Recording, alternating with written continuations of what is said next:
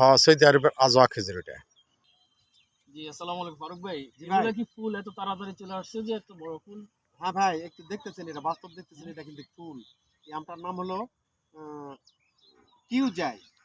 কিউজাই আম এটা। এই জি। আমটার আদতে ফুল চলে আসছে, যে দেখতে পাচ্ছেন অনেক সুন্দর কিন্তু ফুল চলে আসছে।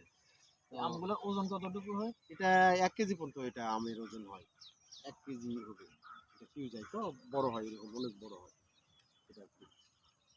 তো আজকে ভাইজান আসছে আমাদের বাগান, আমি দেখাচ্ছি যে ফুল আসছে কিনা। ভাই দেখতেছে ফুল।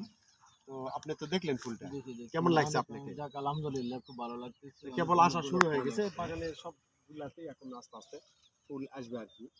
তো ঠিক আছে, যদি আদতে এই গাছের ফুল আসছে, গাছটা যদি ভালো লেগে থাকে, এটা নোয়াখালী জেলাতে আমি এটার পরিচর্যা করতেছি, কিভাবে ফল আসে এগুলোতে আমি আদতে এই এলাকার লোকজন শিখাচ্ছি এবং ট্রেনিংও দিচ্ছি, যাতে এই এলাকার মানুষ টাটকা ফল খেতে পারে।